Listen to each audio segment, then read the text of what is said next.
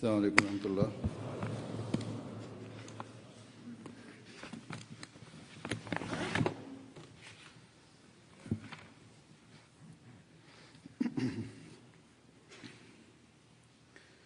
أشهد أن لا إله إلا الله وحده لا شريك له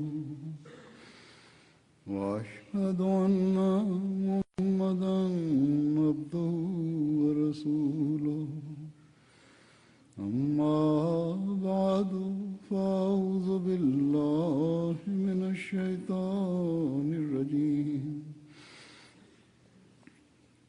بسم الله الرحمن الرحيم الحمد لله رب العالمين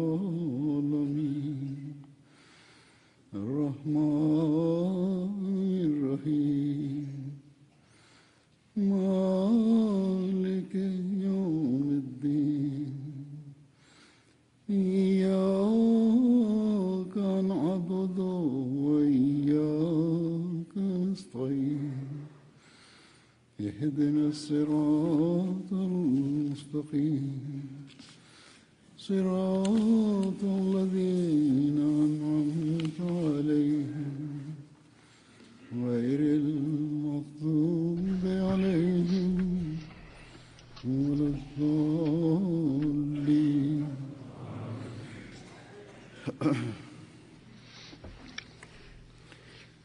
आज मैं سوف أتحدث اليوم عن اثنين من خدام الجماعة قد توفي قبل أيام. أحدهما السيد بشير أحمد رفيق خان، والآخر هو الطبيبة نصر جهان المشرفة على قسم أمراض النساء في مستشفى فضل عمر بإربوة. كل من يأتي إلى الدنيا لا بد له من الرحيل منها، ولكن سعداء هم الذين يوفقهم الله تعالى لخدمة دينه وخدمة خلقه.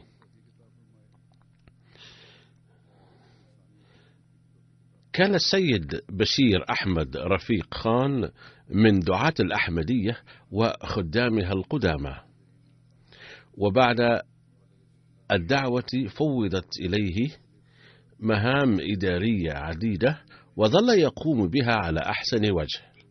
لقد توفي المرحوم في 11 من هذا الشهر في لندن عن عمر يناهز 85 عاما. إنا لله وإنا إليه راجعون. لقد نال شهادة البكالوريوس من جامعة البنجاب، ثم نال شهادة الشاهد من جامعة المبشرين في عام 1958. كان ينحدر من عائلة عريقة في الأحمدية. أمه هي السيدة فاطمة بيبي التي كانت أكبر بنات حضرة المولوي محمد إلياس خان أحد صحابة المسيح الموعود عليه السلام. وكان اسم والده السيد دانشمند خان الذي ولد عام 1890 تقريبا، وكان صاحب رؤى وكشوف. كان المرحوم بشير رفيق خان أحمديا بالمولد. انضم والده إلى الأحمدية عام 1921 فتعرض لمقاطعة أهل القرية كلها. وكان الخليفة الرابع رحمه الله تعالى قد كتب إلى المرحوم بشير رفيق خان رسالة بخصوص والده، قال فيها: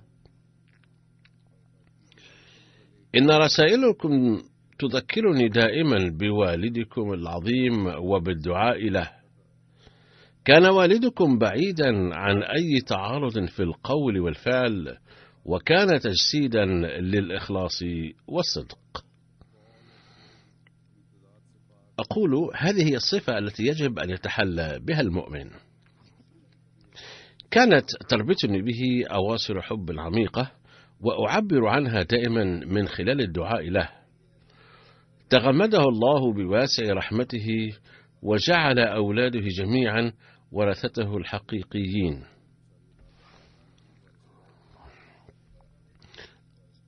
لقد تزوج المرحوم بشير أحمد رفيق من السيدة سليمة نهيد عام 1956، وهي بنت السيد عبد الرحمن ابن السيد خان أمير الله خان، أحد صحابة المسيح الموعود عليه السلام. لقد رزق المرحوم 3 أبناء و3 بنات. التحق المرحوم بشير أحمد رفيق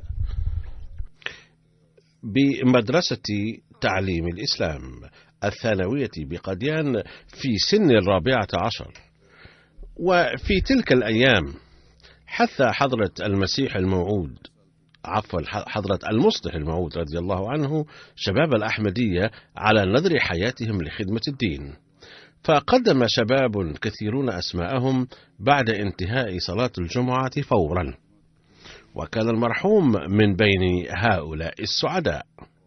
لم يكن في تلك الأيام نظام الوقف على ما هو عليه اليوم، فوصلت إلى المرحوم رسالة شخصية من حضرة المصلح الموعود رضي الله عنه عن قبول وقفه.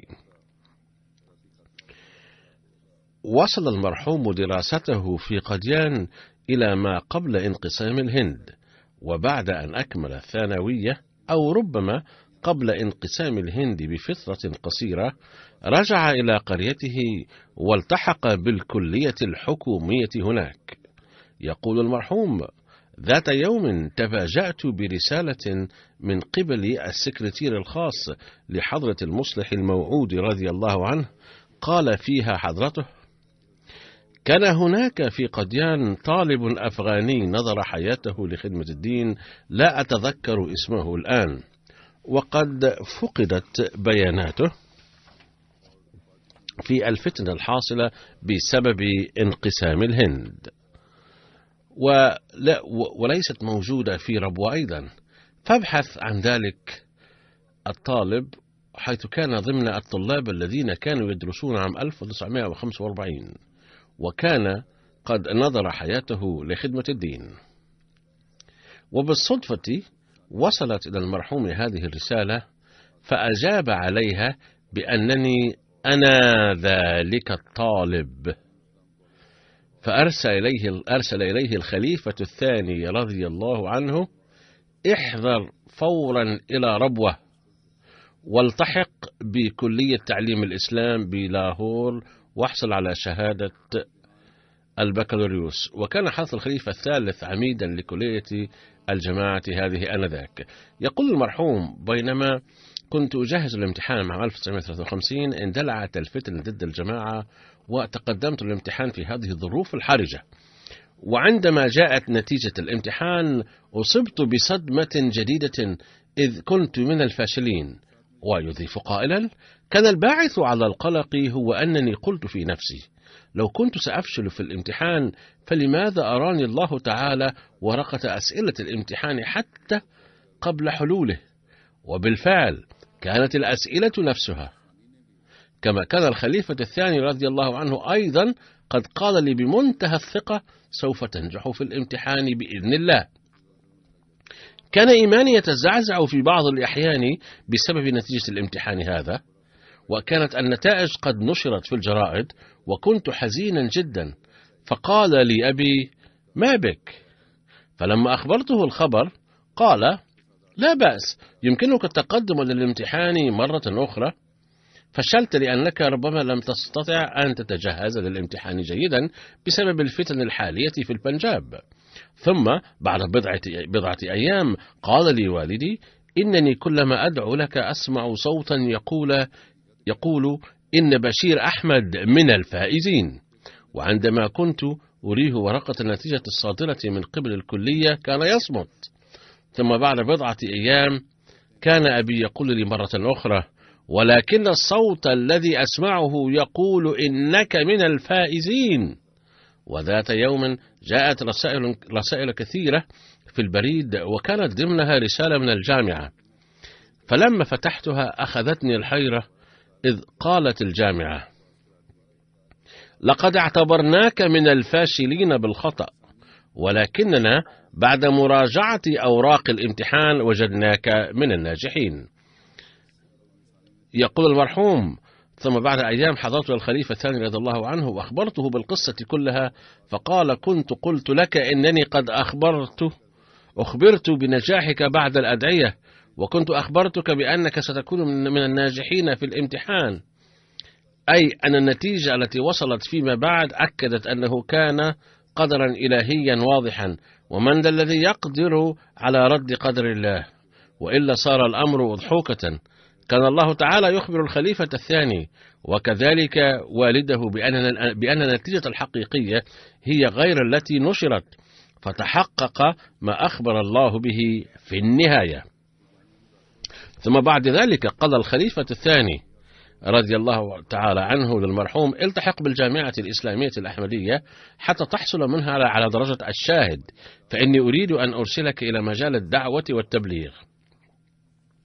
يقول المرحوم: كان من دواعي الشرف الخاص لصفنا في الجامعة الإسلامية الأحمدية أن حضرة الخليفة الثاني رضي الله عنه قد حضر إلى صفنا بضع مرات وأخبرنا بطرق تكسب المهارات في مختلف العلوم، وكان مما نبهنا إليه حضرة الخليفة الثاني بوجه خاص أن على كل طالب أن يصنع مكتبته الخاصة ويعتاد شراء الكتب.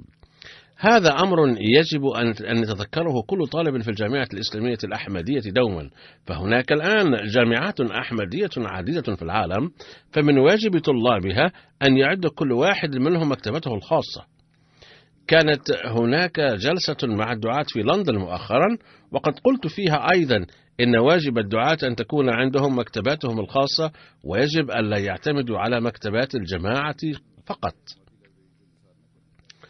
يقول المرحوم: بعد الحصول على شهادة الشاهد من الجامعة الأحمدية حضرت إلى وكالة التبشير، وكان السيد ميرزا مبارك أحمد هو وكيل التبشير آنذاك، فذهب بي إلى الخليفة الثاني رضي الله عنه فقال له: يجب إرساله إلى إنجلترا.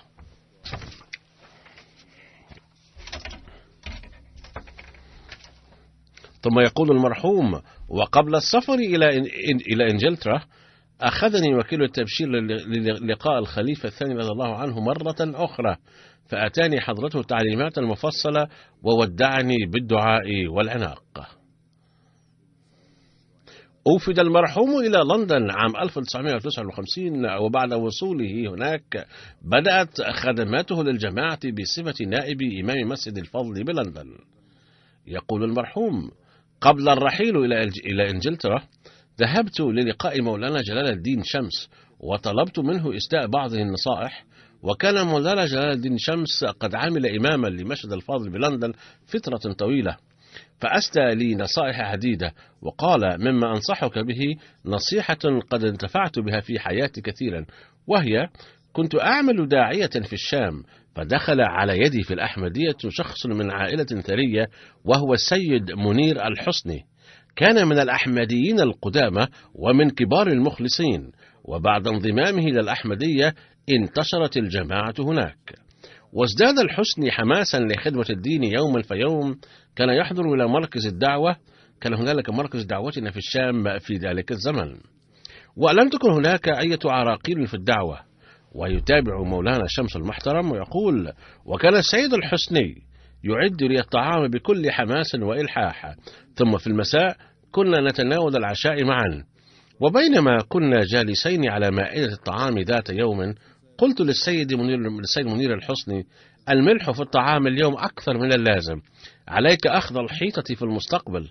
فظل السيد منير الحسني صامتا بعض الوقت، ثم قال لي، وكان كما ذكرت لكم من أسرة ثرية: مولانا، أنت تعلم أن في بيت العديد من الخدم يقومون بخدمتي، حتى إنني عندما أعود إلى البيت في المساء يأتي بعض هؤلاء الخدم ويفتح شراك نعلي. لم أصنع في بيتي كوب شاي قط، وإنني آتي هنا وأصنع لك الطعام ابتغاء مرضات الله فقط، وإلا فشتان بيني وبين أعمال الطهي. لذا فإذا صدر مني تقصير في وضع التوابل في الطعام فاعفو عني، لأن الطهي ليس من عملي. بعد سرد هذه القصة قال لحضرة المولوي شمس المحترم: لقد تعلمت من هذه الواقعة درسا بأن أبناء الجماعة يخدموننا بكل شوق وحماس، ولكنهم لا يقومون بهذه الخدمة بسببنا نحن، وإنما ابتغاء وجه الله تعالى وحبا للجماعة. لذا يجب أن نتذكر دوما أن الخدمة التي يقوم بها أحدهم من أجلنا فإنما هي منته علينا، وإذا حصل منه التقصير فيها فلا يحق لنا معاتبته وتأنيبه عليه.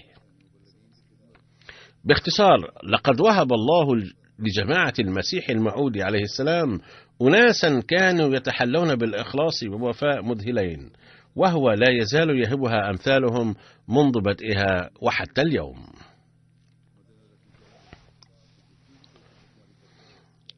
في عام 1964 رجع السيد شودري رحمة خان إمام مسجد الفاضل بلندن بسبب مرضه، فعين المرحوم إماما مكانه.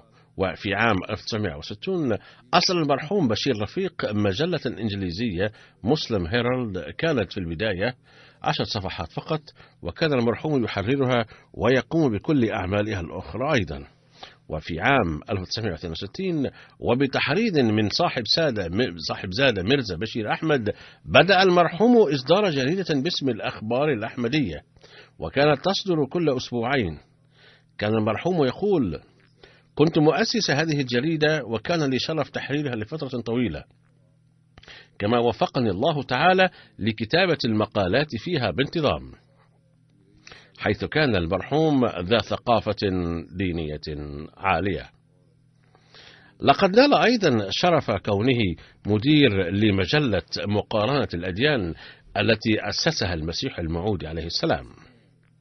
لقد قام الخليفة الثالث رحمه الله تعالى ب8 جولات بدءا من عام 1967 في بلاد أوروبية في عهد خلافته المباركة، وكان المرحوم بشير أحمد رفيق ضمن الوفد المرافق له في 7 جولات، وكان سكرتيرا خاصا لحضرته رحمه الله في جولتين من الجولات المذكورة. عاد المرحوم إلى الباكستان عام 1970 وعين سكرتيرا خاصا للخليفة الثالث رحمه الله، ثم سافر إلى لندن بعد سنة عام 1971 وتولى مهامه السابقة بصفة إمام المسجد. وفي عام 1976 نال شرف صحبة الخليفة الثالث رحمه الله كسكرتير الخاص له في جولته إلى أمريكا وكندا. لقد عقد مؤتمر كسر الصليب في لندن في شهر أيار عام 1978، وجاء الخليفة الثالث رحمه الله للاشتراك فيه. وقد عمل أفراد جماعة بريطانيا والهيئة الإدارية ولجنة المؤتمر ليل نهار، وضربوا مثلا أعلى للعمل بروح الفريق الواحد لإتمام ترتيبات المؤتمر، وكان هذا العمل كله تحت إشراف المرحوم.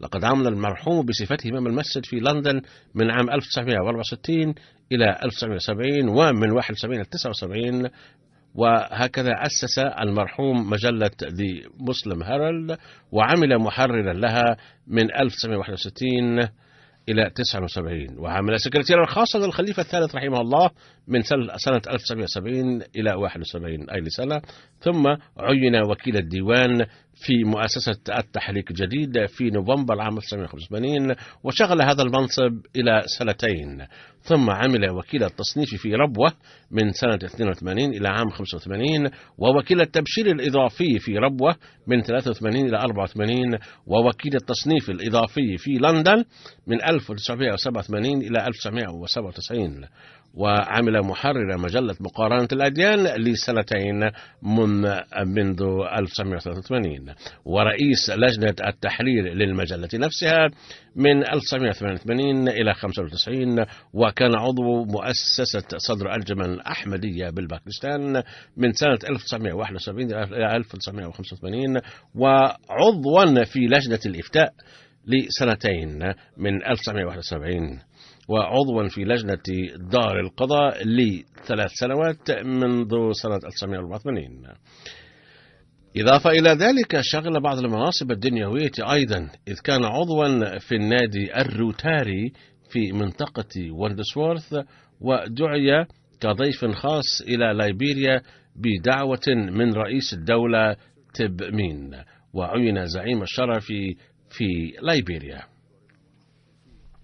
يقول ابنه: كان المرحوم يصلي التهجد بالتزام ويدعو بانتظام، فكان يكتب الأسماء حتى لا ينسى اسما من الذين يدعو لهم. كان معتادا على الإكثار من الصلاة على النبي صلى الله عليه وسلم. لقد رسخ في أذهاننا أهمية التبرعات.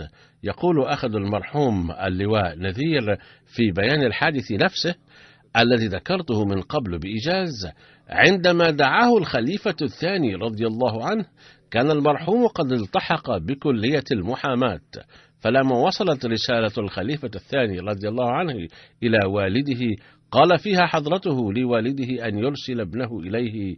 قال المرحوم: يمكنني أن أخدم الجماعة بشكل الأفضل بعد دراسة المحاماة.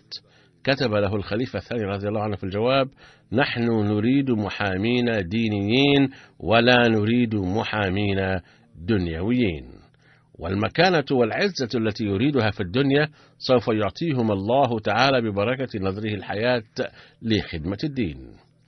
وعندما تسلم والدنا بالأحرى هذه الرسالة للمرحوم، أو سلمها عفوا، حزم أمتعته دون أن يثير أي سؤال، وسافر مباشرة إلى ربوة. أقول: انظروا كيف حقق الله كلام الخليفة الثاني رضي الله عنه، إذ لو درس المرحوم المحاماة لصار محاميا دنيويا فقط، ولكن الله تعالى وهبه مكانة دنيوية وفرصة لخدمة الدين أيضا. يقول أخو المرحوم أنه نال العزة والصيت الحسن وما إلى ذلك، كما قال الخليفة الثاني رضي الله عنه: وقد عاش المرحوم عيشا زاخرا بالأحداث بفضل الله تعالى. علاقته مع الخلفاء كانت وطيدة ومخلصة دائما.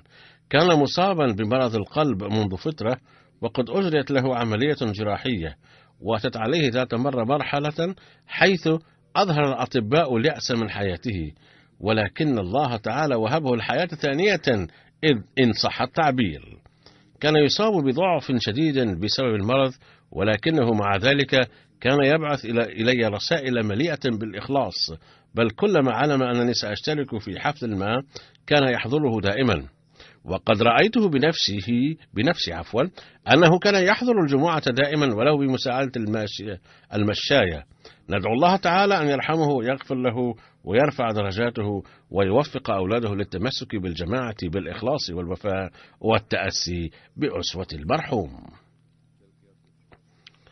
والجنازة الثانية كما قلت من قبل هي للطبيبة السيدة نصرة جهان مالك، ابنة المرحوم السيد عبد المالك خان، وقد توفيت بتاريخ 11 من أكتوبر هذه السنة في لندن. إن لله وإنا إليه راجعون. كانت تسكن في ربوة عادة، ولكن وبما أنها كانت تحمل الجنسية البريطانية فكانت تأتي إلى هنا كل عام، وتزور المستشفيات المختلفة لكسب المهارات المهنية في مجال عملها، وكانت تتلقى العلاج أيضا بسبب اعتلال صحتها.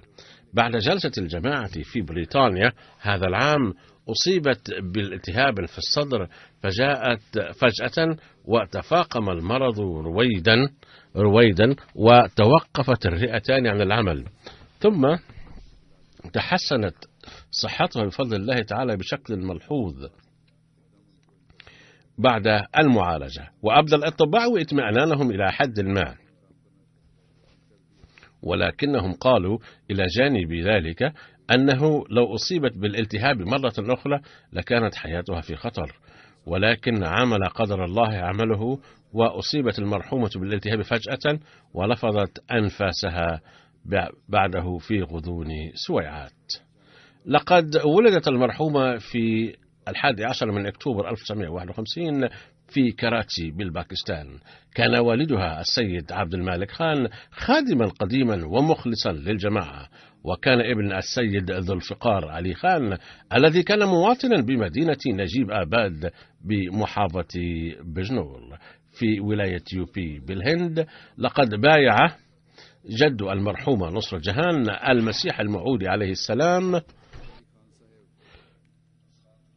خطيا في عام 1900 عبر الرسالة، ثم ذهب إلى المسيح الموعود عليه السلام شخصيا في عام 1903 وبايعه بيده.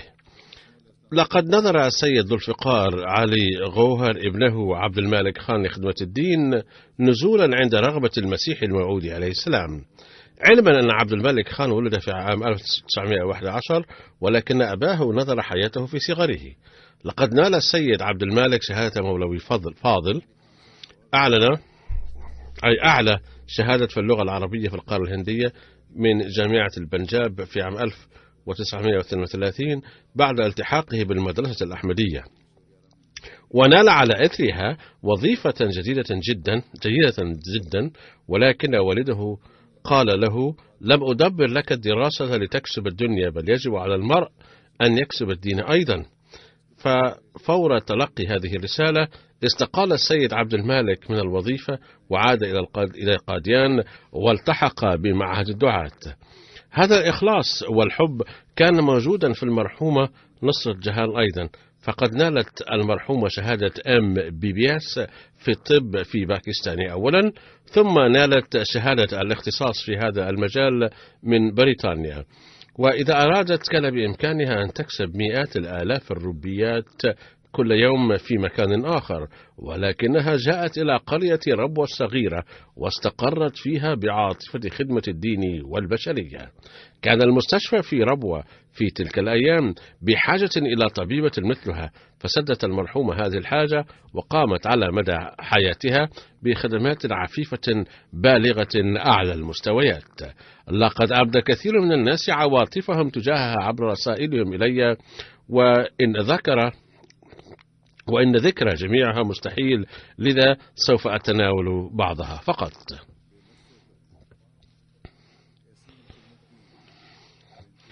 لقد تركت المرحومة ابنة وحيدة اسمها عائشة نزهت، التي تقيم في بريطانيا مع زوجها وأولادها الثلاثة. لقد نالت المرحومة شهادة MBBS من كلية فاطمة جناح للطب في الباكستان كما قلت من قبل، ثم نالت شهادة في طب النساء في بريطانيا من كلية رويال كوليج أوف أوبستريتريشن أند كاينيكولوجيست، وبدأت خدماتها في مستشفى فضل عمر بربوة في 20 من أبريل 1985، وظلت تخدم هناك إلى وفاتها. كانت مصابة بمرض الكبد، فجاءت إلى بريطانيا للعلاج في الإجازة بتاريخ 5 أبريل نيسان هذا العام، وكان العلاج ناجحا بفضل الله تعالى، ولكنها أصيبت بعد ذلك بالالتهاب في الصدر فجأة بعد الجلسة، ثم تحسنت صحتها، ولكن عاودها المرض مرة أخرى وأودى بحياتها. يقول زوج ابنتها السيد مقبول مبشر: كانت المرحومة تتوكل على الله تعالى توكلا كاملا وتستمتع بالعبادة، تحب القرآن، وكانت مخلصة جدا للخلافة وتطيع الخليفة بصدر منشرح تماما. كانت خدمة البشرية وشفاء المرضى وراحتهم من أولوياتها دائما. أقول ما قاله السيد مقبول مبشر ليس من مبالغة القول، بل أنا شخصيا أشهد على أن المرحومة كانت تتحلى بكل هذه المزايا الحسنة. كانت تدعو قبل كل عملية جراحية وعلاج، وتتصدق كل يوم. كانت تطلب الدعاء لمرضاها من الصلحاء في ربوة. كانت تعالج المرضى الفقراء من جيبها أو بمساعدة مقربيها. كانت تهتم بأموال الجماعة كثيرا، وتسعى دائما لتوفير أموال الجماعة قدر الإمكان وألا تبذر بأي حال.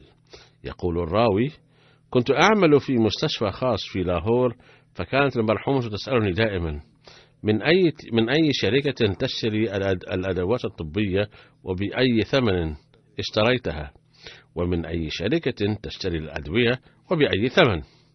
وإذا وجدت الأسعار مناسبة اشترت الأدوات والأدوية من الشركات نفسها بسعر رخيص. كانت بارة لوالديها، فخدمت أمها كثيرا في مرضها الطويل، أي قد خدمت والدتها وظلت تؤدي واجباتها المهنية أيضا على خير ما يرام.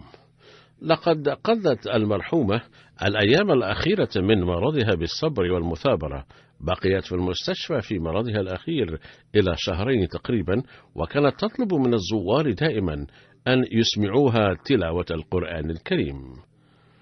كانت تنصح الأولاد في البيت أيضا بالالتزام بالصلاة وتلاوة القرآن، وكلما رأتهم يعملون عملا حسنا مثل تلاوة القرآن أعطتهم الجوائز ودعت لهم. يتابع السيد مبشر ويقول: كانت تنصح ابنتنا بتغطية الرأس والاهتمام بالحجاب منذ أن بلغت 12 سنة من عمرها، وتسرد للأولاد أحداثا قصيرة وهامة في الوقت نفسه من سيرة زوجة المسيح الموعود عليه السلام وغيرها من الصلحاء، وكانت بنفسها تهتم بالحجاب كثيرا. أقول: لو اعتاد الآباء والكبار الآخرون على نصح الأولاد لازال من البنات التردد في ارتداء الحجاب، بل سوف يتشجعن عليه. قالت السيدة نصرة مجوكة الطبيبة في مستشفى فضل العمر: كانت علاقتي مع الطبيبة نصرة جهان منذ 18 عاما تقريبا، وكنت التحقت بقسم أمراض النساء في مشفى فضل عمر مباشرة بعد مرحلة الامتياز، لذا تمت تربيتي المهنية على يد السيدة نصرة جهان. إنها كانت أستاذة ذات كفاءة، وكنا نتعلم منها في جميع شعب الحياة. كانت قوية وكاملة، وكان الله تعالى قد وهبها قدرات غير عادية. كانت بنتا مطيعة ولطيفا، وأما حنونة، وأستاذة منضبطة، وأختا عطوفة، وصديقة حميمة. كانت حياتها كلها تضحية، آثرت خدمة الجماعة على حياتها الشخصية، وكانت أولوياتها مختلفة عن الناس العاديين. كانت تقول: عندي بنتان، إحداهما بنتي والأخرى عملي. ظلت ساعية لتأويل قسم الأمراض النسائية، وجاهزة ومستعدة لرعاية المرضى، وخاصة عاملي الجماعة والعاملين الفقراء. وكانت كثيرا ما تسأل عن زوجاتهم المريضات عبر الهاتف، وكانت تحب الموظفات المساعدات لها، وإذا اضطرت أحيانا تطلب منهن عملا زائدا فكانت ترسل لهن الطعام من بيتها، وإذا تعرضن لموقف صعب فكانت تسعى لمساعدتهن. وقد كتب الجميع أنها كانت مرتبطة بالخلافة أيما ارتباط، وهذه حقيقة لا شك فيها بأن علاقتها بالخلافة كانت غير عادية. تضيف: منذ سنة كانت تشركني في كل شيء وفي كل أمر مهم، وعلمتني جميع أنواع العمليات الجراحية الخاصة بالنساء. وكانت تقول: الوقت عندي قليل. لم أنتبه حينها لقصدها من هذا القول، لأنها كانت نشيطة جدا، ولكن الآن بعد وفاتها فهمت قصدها، ويبدو أنها كانت تتوقع وفاتها بسبب مرضها. ثم تقول إنها تركتنا، ولكن لها منن كثيرة على ساكني ربوة، وكل عين تدمع وكل قلب يحزن من أجلها.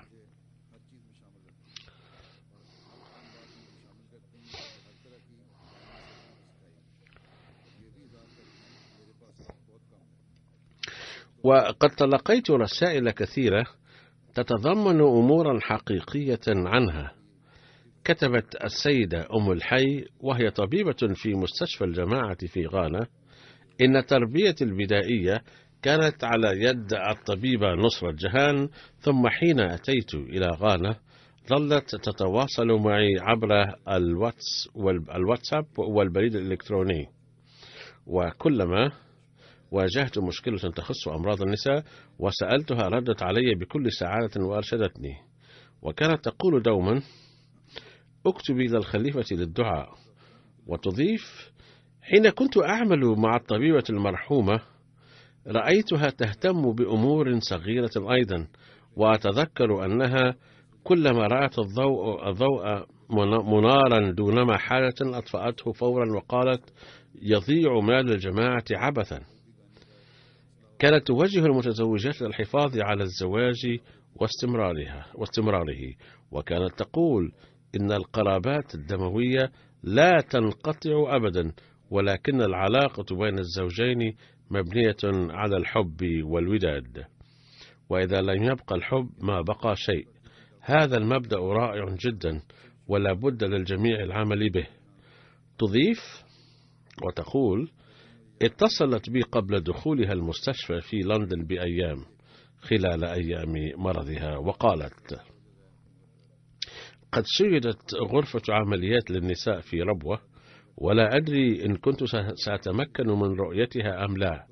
وقالت لي أيضا هذا، وقد يحدث التأخير، لذا أطلب من الناظر الأعلى المحترم أن يدشنها.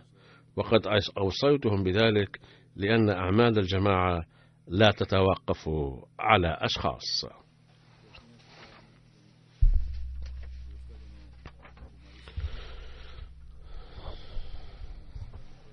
يقول الدكتور نوري الذي هو المسؤول على مستشفى طاهر لأمراض القلب: وجدت فرصة العمل مع الطبيبة نصرة جهان منذ أكثر من 9 أعوام في جناح زبيدة باني وفي مستشفى طاهر.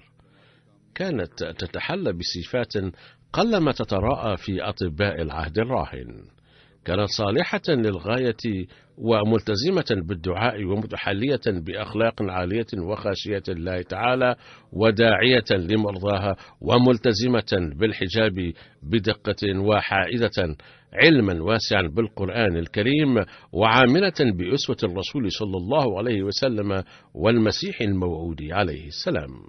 لقد درست في بريطانيا أيضا، وكانت تأتي هنا لتطوير علمها، ولكنها دائما ارتدت النقاب والبرقع الكامل ولم تشعر بأي دونية، وقامت بجميع أعمالها في الحجاب، لذا كانت أسوة للبنات اللواتي يقدمن أعذارا واهية أنهن لا يستطيعن العمل في الحجاب.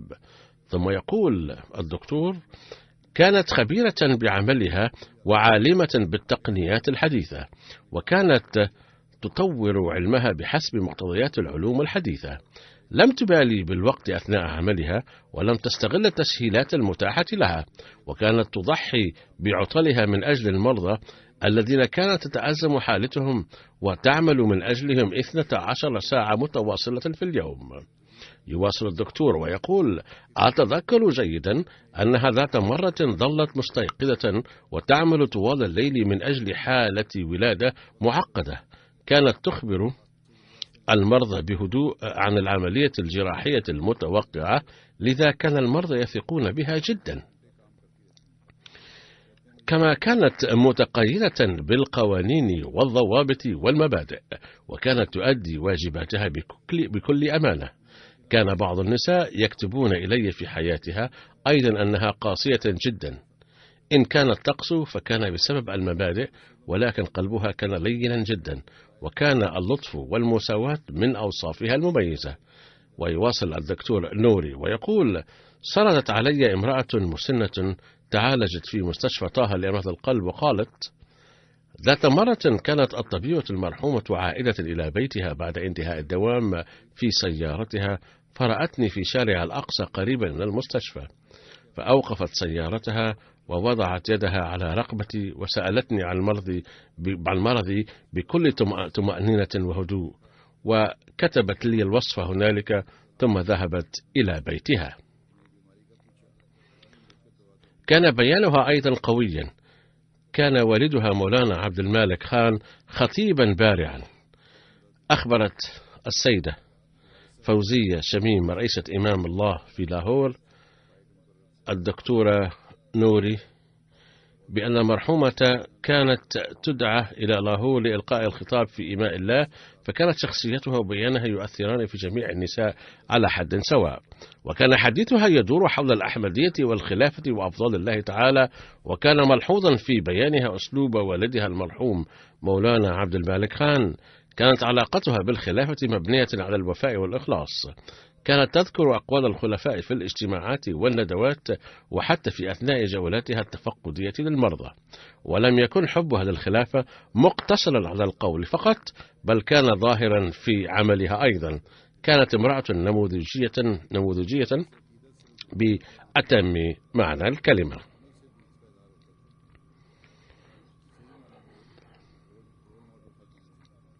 يقول الدكتور محمد أحمد أشرف: كان الله تعالى وهبها فراسة وبصيرة، ففي بعض الأحيان أثناء علاج المرضى كانت تؤخر لبعض الوقت خطوة من خطوات العلاج، وكان يتبين فيما بعد أن قرارها كان صائبا. كانت ناظمة بارعة جدا، وكانت متمكنة من عملها، وكانت أيضا متمسكة بالمبادئ وتظهر موقفها بكل قوة، وكان من عاداتها تحقيق الأمور بدقة وتتلقى منها الدروس للمستقبل. لا شك أنها كانت تملك هيبة في الأمور الإدارية، ولكنها كانت تحب العاملين للغاية وتشارك أفراحهم وأطراحهم. لم تكن مواساتها وعطفها مقصورين على أقربائها وجيرانها والعاملين في المستشفى فقط، بل كان يستفيد منها أهل العاملين وأقاربهم وأقارب المرضى أيضا، وهذا ما لاحظناه مرارا وتكرارا. كانت تساعد المحتاجين بسخاء وبصمت مراعية شرفهم. يضيف الدكتور: كانت ترتب السجل باهتمام، وبحسب معرفتي في هذا الوقت سجل قسم الأمراض النسائية الذي كان تحت إشرافها هو أكثر ترتيبا وحفظا من الجميع. هناك داعية اسمه السيد فضيل عياض كتب: كانت مواسية وعطوفة للغاية. في 1987 حين كنت أخدم في الجماعة الأحمدية بربوة، انتقلت مع زوجتي وبنتي إلى ربوة، فبدأت الطبيبة المرحومة علاج أهلي. كانت هنالك ولادة أو علة أخرى، على كل كانت عطوفة ومواسية جدا لنا. كانت زوجتي وبنتي مورد لطفها وشفقتها بشكل خاص.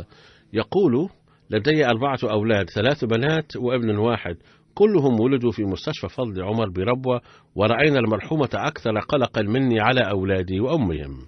حين ولدت في بيتي 4 بنات، لعله قال لدي 4 بنات وابن واحد، فذهبت ابنتي الثالثة التي كانت في 4 من عمرها إلى بيت الطبيبة وقالت لها: أعطينا أخا أيضا. فدعبتها الطبيبة وقالت لها: ادعي الله تعالى أن يهبك أخا.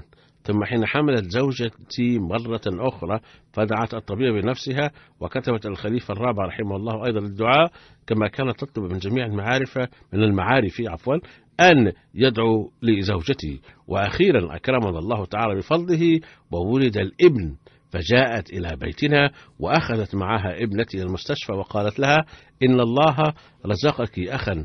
ثم أوصلت زوجتي إلى البيت بسيارتها. كان المرضى غير الأحمديين أيضا يأتونها للعلاج كثيرا. مرة صارت بنفسها أنه جاءها شيخ غير أحمدي من مدينة شنيوت، وكانت زوجته لا تنجب، ولكن بعلاجها أنزل الله تعالى فضله وحملت زوجته. فقالت المرحومة: الآن هذا الشيخ خاضع لإرادتي، فبشرته كثيرا دون ما خوف.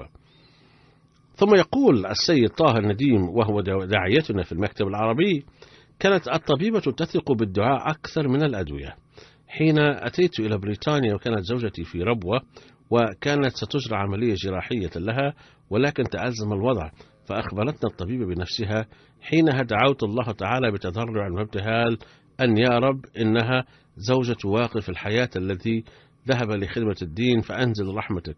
وبعد قليل أكرمنا الله تعالى بفضله بحيث توقف النزيف نهائيا ولم تعد هناك حاجة للعملية. يقول السيد نديم المحترم عن إكرامها للضيوف: ذات يوم رأيتها مع ابنتها تخبز خبزا بالزبدة على الطريقة الباكستانية في مطبخ دار الضيافة البيت 53، حيث كان يقيم طاقم الحوار المباشر، وكانت هي الأخرى مقيمة فيها. فقالت لي: هنا يقيم العرب الذين يخدمون الدين بتقديم الحوار المباشر، فخطر ببالي أن أحضر لهم بيد الخبز الناعم لكي أسهم في هذا الجهاد وأنال الثواب. عن نشاط المرحومة وتمسكها بالحجاب يقول الأستاذ مبشر أحمد أياز المحترم عميد الجامعة الأحمدية بربوة: كانت طبيبتنا المحترمة هذه تلبس البرقع وبذلك تتخذ أمثل طريق للحجاب. كانت تتراءى نشيطة في عملها كالجنود الشباب، فكانت المرحومة أسوة للاتي يعتبرن الحجاب عائقا في العمل. إذا كانت تشتغل طوال النهار بمنتهى النشاط دون كلل أو ملل، ولم يظهر منها قط أنها تعبت.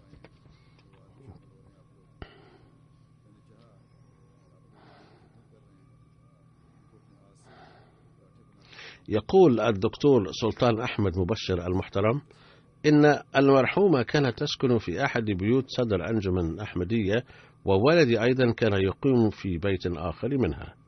في تلك الأيام كانت البيئة في ربوة عديمة التكلف، ومن ثم كنا نتزاور.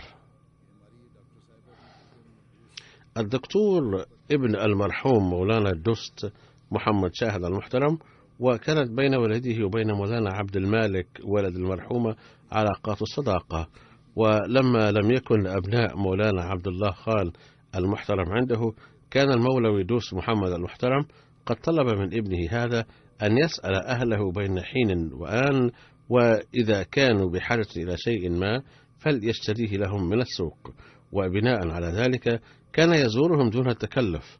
ثم كان دأبه مع مرحومة الدكتورة أيضا، فكان يسألها إذا كانت بحاجة إلى شيء. يقول الدكتور: ثم كنت زميلا لها في المستشفى، وكلما أنجزت لها عملا بسيطا شكرتني كثيرا جدا، وأرسلت هدايا لي ولزوجتي وأولادي أيضا.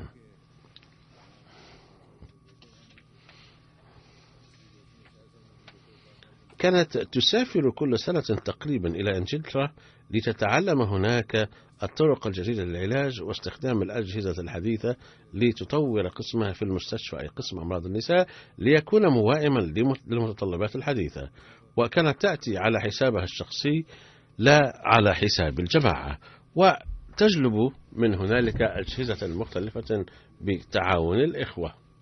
لقد أسهمت بحماس مؤخرا في بناء غرفة العمليات الجديدة في جناح زبيدة باني، إلا أنه لم يقدر لها أن تستخدمها، وأسأل الله تعالى أن يوفق الطبيبات التي يعملن هناك لاستخدامها الصحيح.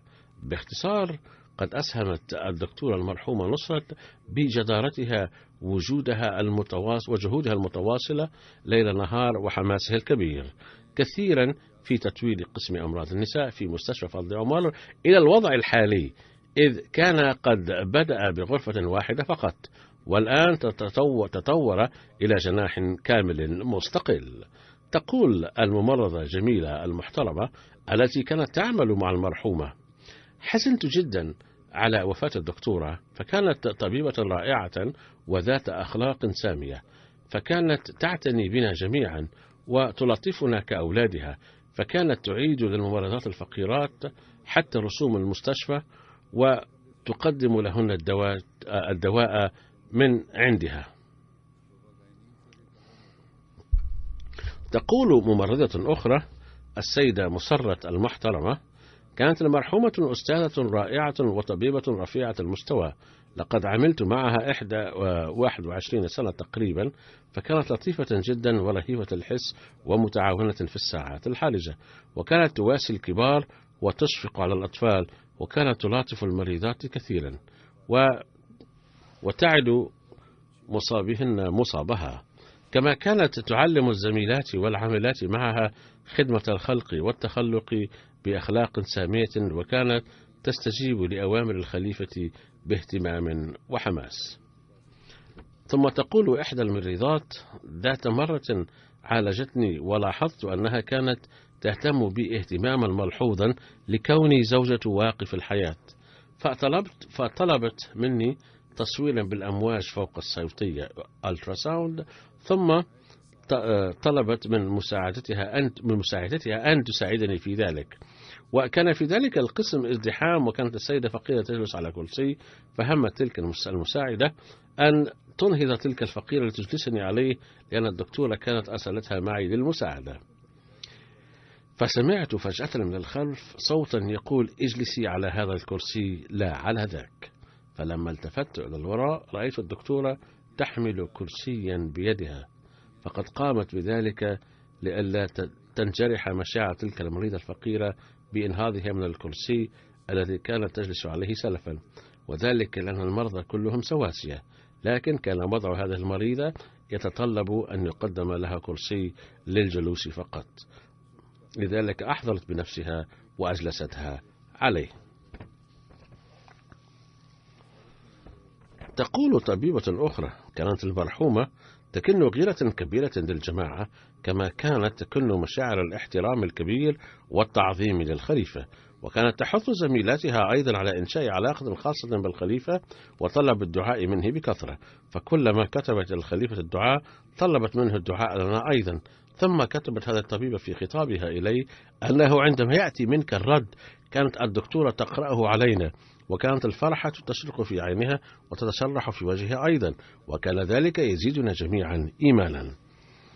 فكانت بوقف حياتها للجماعة لم تضحي بعيشها الرغيد والمالي بنفسها فحسب، بل كانت تحثنا جميع الطيبات أيضا على وقف الحياة وخدمة الجماعة بتقديم الأمثلة من حياتها. كان إيماننا يزداد يوميا بالعمل معها، ويتولد في قلوبنا الحماس لوقف الحياة. عن علاقتها بالخلافة وطاعتها لها كتب إلي الأستاذ عابد خان المحترم شيخ الإعلام في الجماعة أنها قالت له ذات يوم: حين أسمع من فم الخليفة أي كلام عابر دون أن يكون أمرا أعده من الأوامر وأسعى العمل به. كانت قد ارتقت إلى هذا المستوى من الوفاء والطاعة.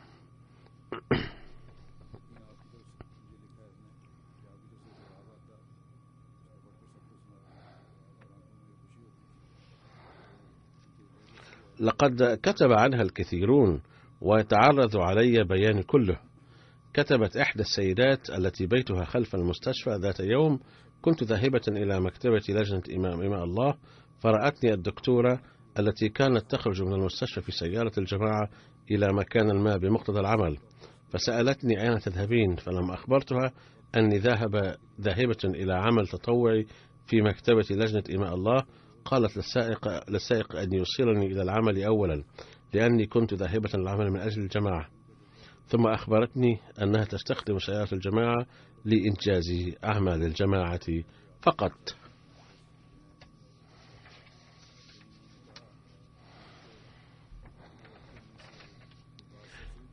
تقول ابنة المرحومة السيدة نظرة عائشة: كانت والدتي أما مثالية وإنسانة محبة وملاطفة جدا، فكانت تدعو لي ولأولادي كثيرا. كنت كلما واجهت مشكلة اتصلت بوالدتي بالهاتف واطمأننت، وكان الله سبحانه وتعالى بفضله يحل لي تلك المشكلة لاحقا، ومن ثم كانت تطلب مني أن أشكر الله سبحانه وتعالى على ذلك.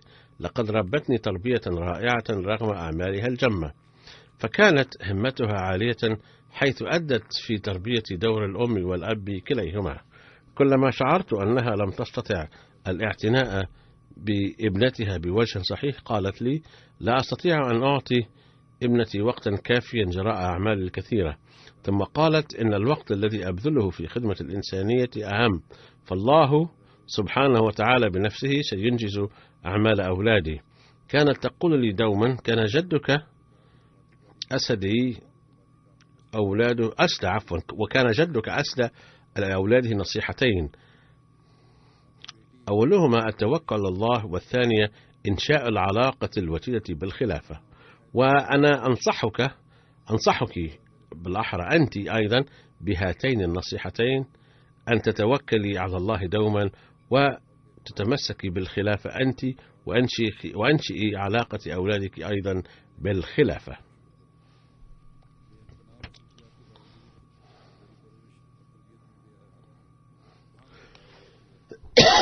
عفوا. فكانت تعظم الخليفة وتكن له احتراما لا حد له.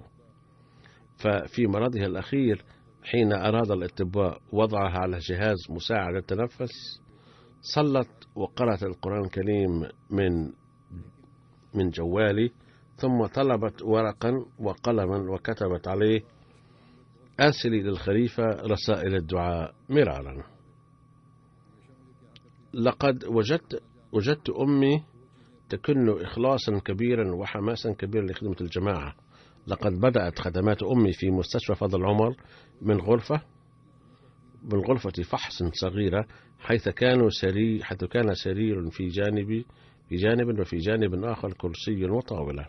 وحماسها الخدمة ودعائها هيأ لها غرفة التوليد أولا، ثم البناية الخاصة بأمراض النساء، فحولتها هي وأعضاء فريقها إلى جناح ناجح بجهودها ومساعيها لشراء الأجهزة الطبية.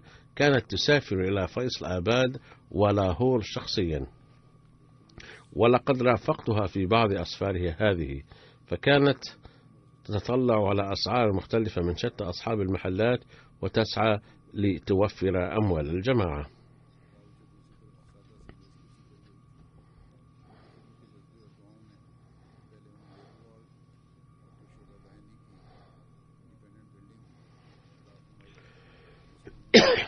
عفوا. ذات مرة سافرت ابنتي عالية إلى ربوة لأسبوعين، فأشركتها أيضا في العمل في قسمها، فأشركتها في العمل في قسمها وقالت لها: يمكن أن تساعديني في الكتابة على الكمبيوتر لأن سرعتك جيدة، وبذلك تشاركين في خدمة الجماعة وتنالين السعادة.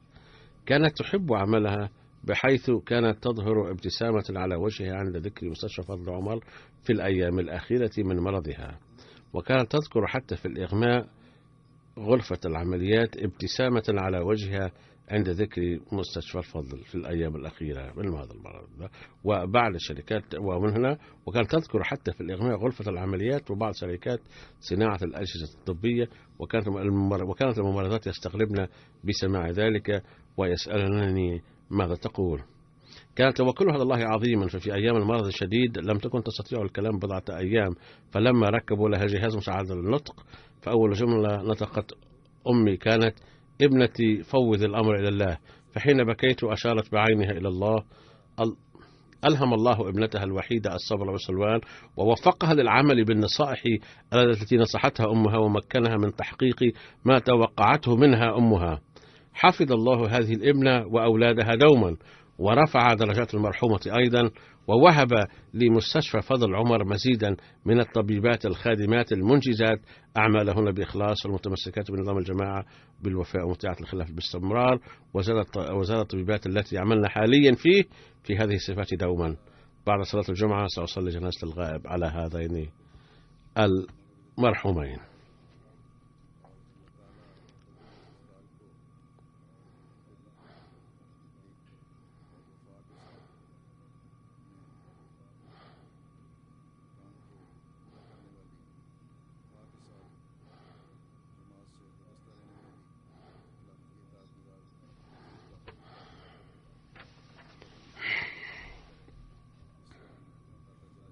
ووهب الله لمستشفى فضل عمر مزيدا من الطبيبات الخادمات المنجزات عملها بإخلاص، والمتمسكات بنظام الجماعة بوفاء، والمعطيات للخلافة باستمرار، وزاد الطبيبات التي يعملن حاليا في هذه الصفات دوما. بعد صلاة الجمعة سأصلي جنازة الغائب على هذين المرحومين. الحمد لله نحمده ونستعينه ونستغفره ونؤمن به ونتوكل عليه ونعوذ بالله من شرور أنفسنا ومن سيئات أعمالنا. من يهده الله فلا مضل له ومن يضلله فلا هادي له. ونشهد أن لا إله إلا الله ونشهد أن محمدا عبده ورسوله عباد الله رحمكم الله إن الله يأمر بالعدل والإحسان وإيتاء ذي القربى وينهى عن الفحشاء والمنكر والبغي يعظكم لعلكم تذكرون اذكروا الله يذكركم وادعوه يستجب لكم ولذكر الله أكبر